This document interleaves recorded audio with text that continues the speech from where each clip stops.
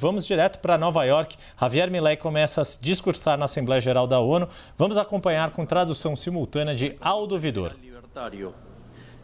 Um economista liberal e libertário, que nunca teve a ambição de fazer política e que foi honrado com o cargo de presidente da República Argentina diante do fracasso de mais de um século de políticas que destruíram o nosso país.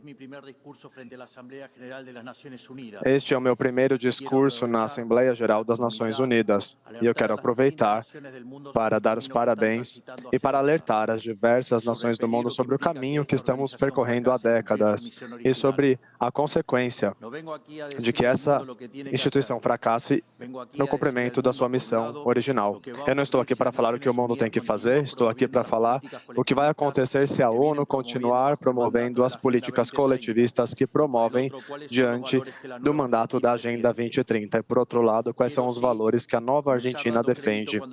Eu quero, sim, iniciar dando crédito quando ele é devido. A Organização das Nações Unidas nasce do horror da guerra mais cruel da história global, com o objetivo principal de que nunca acontecesse novamente.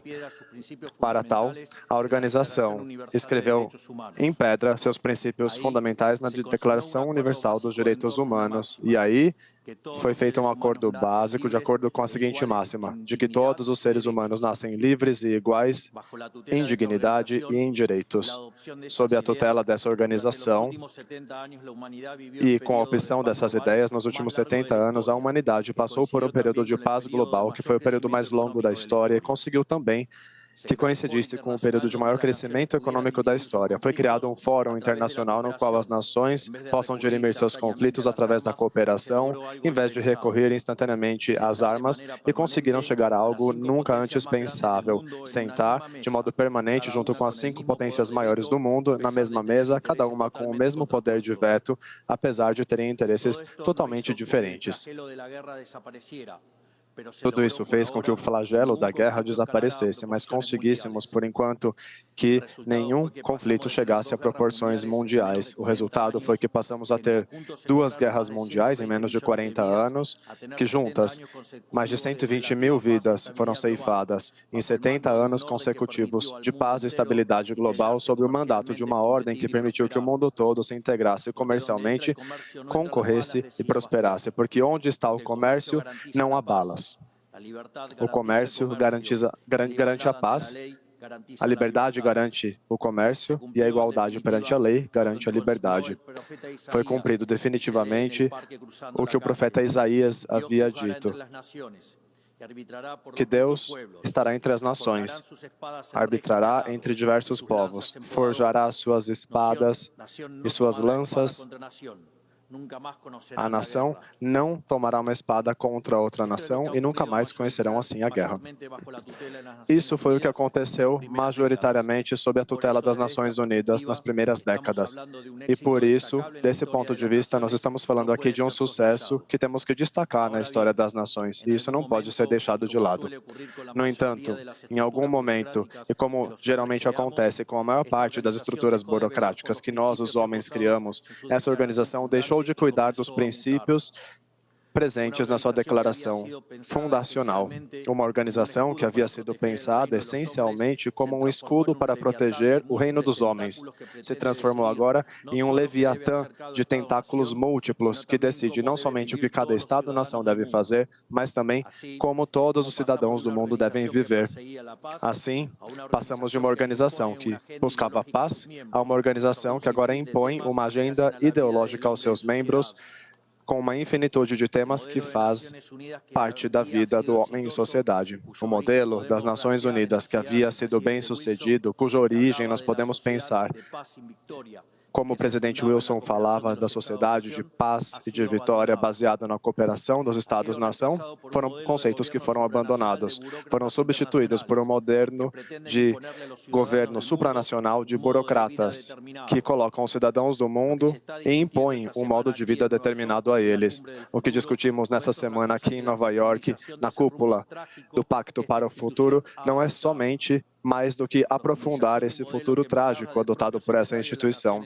O aprofundamento de um modelo que, nas palavras do próprio secretário das Nações Unidas, define um novo contrato social globalmente, pensando nos compromissos para com a Agenda 2030. Eu quero ser claro na posição da pauta argentina. A Agenda 2030, ainda que com boas intenções em suas metas, não é nada mais do que um programa de governo supranacional de âmbito socialista, que pretende resolver os problemas da modernidade com soluções que atentam contra a soberania dos Estados-nação e violam os direitos à vida, liberdade de cada uma das pessoas. É uma agenda que tenta solucionar a pobreza, desigualdade e discriminação com uma legislação que somente as aprofunda, porque na história do mundo já vemos que a única maneira de garantir a prosperidade é limitando o poder do monarca, garantindo igualdade perante a lei e defendendo o direito à vida, liberdade e propriedade dos indivíduos. A opção dessa agenda, que obedece a interesses de privilegiados, é o que abandona os princípios da Declaração Universal dos Direitos Humanos da ONU, no que se refere ao papel dessa instituição, e a colocou num caminho equivocado.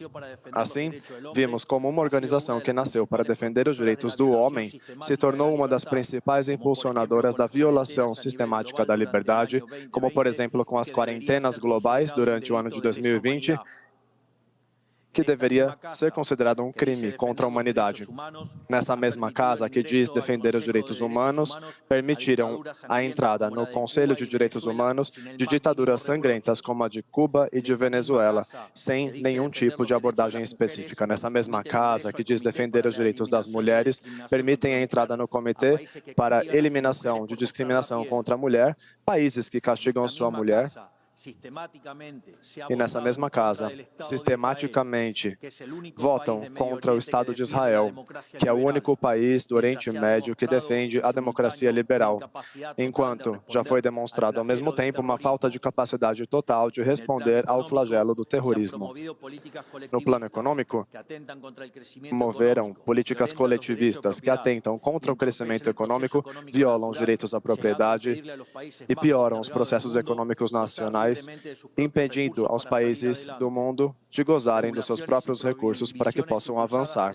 Regulamentações e proibições impulsionadas precisamente pelos países que se desenvolveram graças aos fatos que fizeram e que condenam os países que hoje o fazem. Há uma relação tóxica entre as políticas de governança nacional e os organismos de crédito internacional, exigindo aos países que comprometam recursos que não têm em programas de que não necessitam, o que os leva a dívidas perpétuas.